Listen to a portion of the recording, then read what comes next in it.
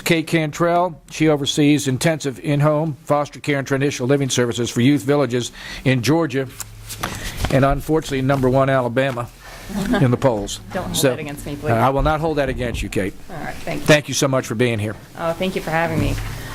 Good morning. My name is Kate Cantrell, and as the chairman said, I'm the director of programs with youth villages in Georgia, and I'm thankful to have the opportunity to speak with you all today.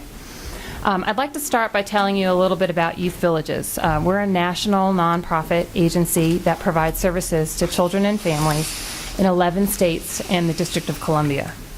We were founded in Memphis, Tennessee in 1986 with the merger of 2 residential programs.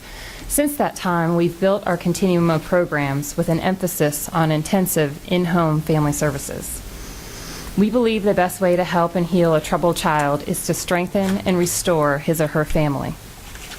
Our approach involves providing intensive help to children and families in the community whenever possible, with a focus on measurable outcomes and accountability to both families and funders.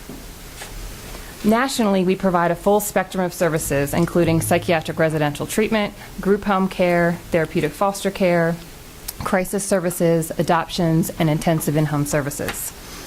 We've been helping children and families in Georgia since 2008 when we began providing our intensive in-home program, Intercept, to children in DFACS custody and their families.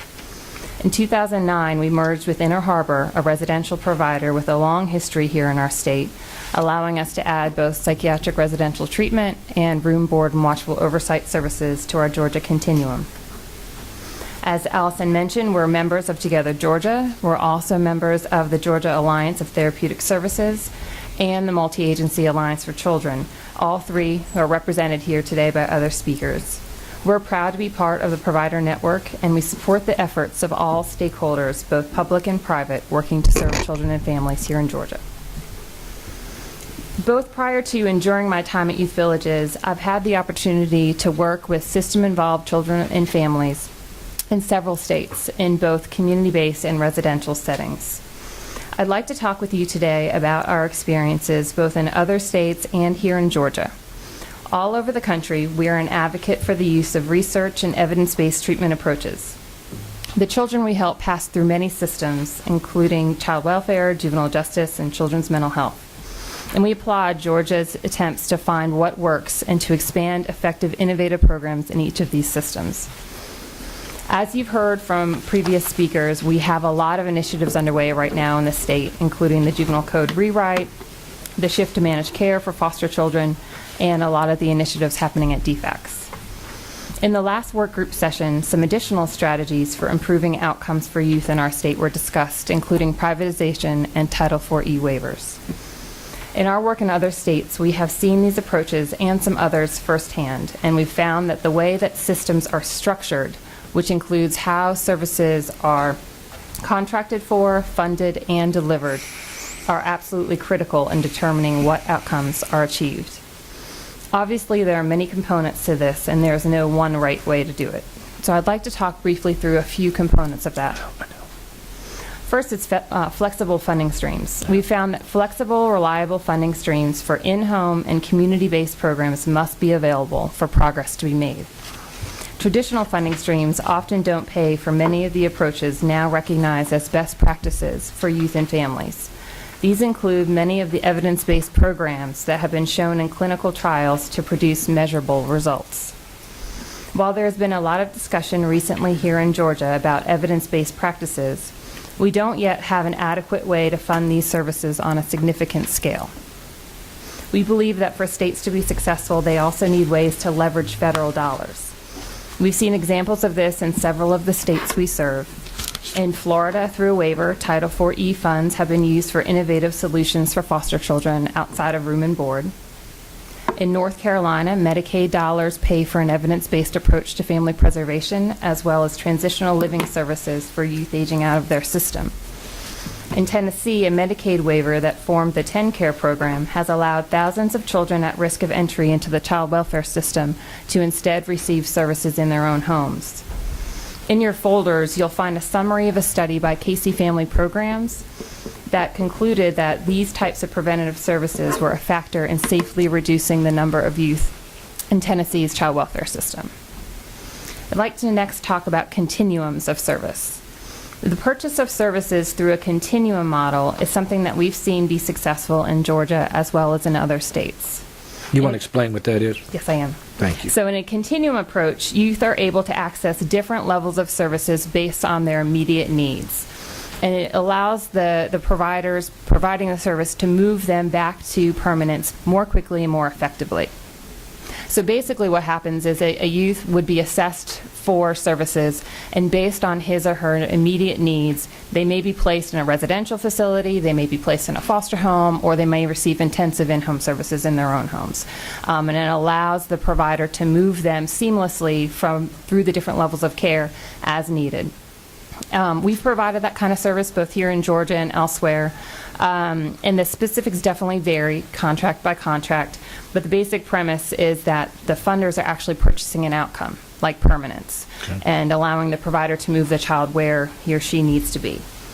The Multi-Agency Alliance for Children, or MAC, is another example of an effective continuum approach, and Heather Rolls, who's sitting behind me, she's going to talk in a moment about her program. So continuums of service, we think, are really important ways to make good use of resources and get good outcomes for kids. Performance-based contracting is something that we've talked a lot about, and it is a great tool that funders can use to purchase wisely, both from an outcomes and financial perspective. And you all have heard a little bit about the DFAC's performance-based contracting that's already in effect. Also in your packet of information, you'll find an article that was featured in the Community Development Investment Review. It was written by Youth Village's CEO, Pat Lawler, about performance-based contracting.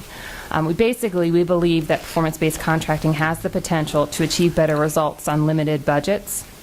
It's one of the best ways we know to help children and get value. But these systems only work when providers are held accountable for positive outcomes for children. That's what we're talking about. As opposed to being held accountable for processes or inputs. And so they have to be constructed in a way that actually is going to yield the results that you're looking for. And it's not always easy to do, and sometimes takes multiple iterations to get it right. You'd call that outcome-based funding, in other words? Yes, sir. Yes. Okay. And so as an example, in Tennessee, the Department of Children's Services uses performance-based contract measures or outcome measures that include days in care, exits to permanency, and reentries into care. And in the first 3 years, they saw that days in care went down by 8%, permanent exits went up by 6%, without any increase in reentries to care. So basically, more children were leaving the child welfare system for stable homes. The other thing I would mention with performance-based contracting is that it is important that the additional reporting and oversight that come with it be efficiently structured and adequately funded. It's easy with this type of contract to end up in a situation where there's duplication of oversight or unfunded requirements placed on providers. Where are we in Georgia? I think we're making some progress. I think having the performance-based contracting. Don't be political. Just tell me where we are. I don't know if I'm in the best position to assess that. We're in the very early stages. But I think looking at, is it making our system better for kids? What are the outcomes that we're actually getting? I think that's important. And you heard Allison mention, we've been in ongoing conversations with DFACs around the different layers of oversight, and there probably are ways to streamline that. You answered it. Thank you. That was very political. Thank you. Thank you. All right. So, we've heard a lot about privatization. And obviously, on a privatization on either a small or a large scale is a tool that can be used. And as you've already heard and you're aware, here in Georgia, our system already uses private providers for a lot of the service delivery to children and families. And there are lots of examples of states that have privatized to various degrees. We provide services in Florida, where privatization and Title IV waiver funding have really transformed their system, as you've heard. The state obviously contracts with community-based lead agencies, which are responsible for meeting the needs of children and families in those local areas. The state has found that the diverse communities they have really benefited from that local attention to the particular needs of each area. The primary motivation for privatization should be providing effective services to those in need. Right. And cost reduction is often part of the conversation, But many regions report an increase in costs, at least in the beginning, as dollars saved in one area are used to fund other programs that work more effectively. We would recommend that if this type of approach is being considered, and I'm sure you all will do this, but that we really take a look at what other states have experienced so we can learn from their lessons learned. The last area I would like to talk about is public-private partnerships. Like other providers, Youth Villages raises funds from foundations and private donors to do capital improvements and to support our services. And we also have experience with blended funding streams from the public and private sectors for services. In Tennessee, we operate a statewide transitional living program, which provides services to youth aging out of foster care. Historically, this program was primarily funded by philanthropic support from foundations and individual donors. Just a few weeks ago, the Tennessee governor announced that the state will expand our transitional living program as part of the services offered to all youth aging out of care at 18. Okay. So this year, the state will contribute $3 million, and Youth Villages private donors will match that amount, and that will allow us to serve 1,000 youth in our program. It's an example of how public-private partnerships can be used to stretch effective services farther and get real results for the most vulnerable kids. Okay. In conclusion, we found that change in children's systems takes time, and systems sometimes go through many different configurations in the process. It requires patience, persistence, and political will on the part of legislators and state officials. Private providers must be flexible and able to adapt in meeting the needs of children in the community, and all stakeholders, both public and private, must be involved in the process for it to be a success. Like other providers, we're eager to do whatever we can to make Georgia's system one of the best in the country for children. Thank you very much. Committee, questions? Senator Birch, anything? In your bio, one of the things it says in here, the EFR approach? Yes. Evidentiary, it's the evidentiary family restoration approach. Produces success rates twice that of traditional services at 1/3 the cost of traditional care. My question to you, that approach, which has obviously proved very successful for your organization, are we doing some of this in Georgia, or are we not doing it at this point? I looked at your face, and that tells me that, that again, from a politically correct, this is something that we haven't looked at a whole lot. Mm-hmm. We're going to have defects come speak to this committee. Mm-hmm. I would like, if you could, to provide Donna some information on this.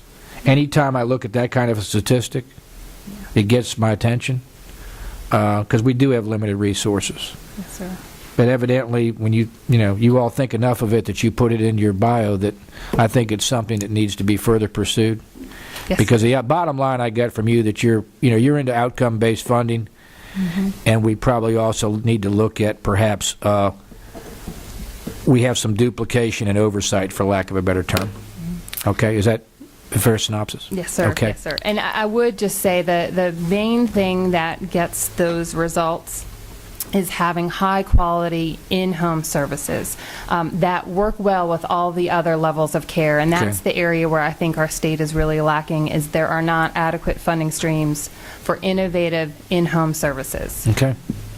Everybody's nodding their head. I guess you hit you just hit it out of the park on that one. All right. Maybe that's why Alabama's #1, huh? Okay.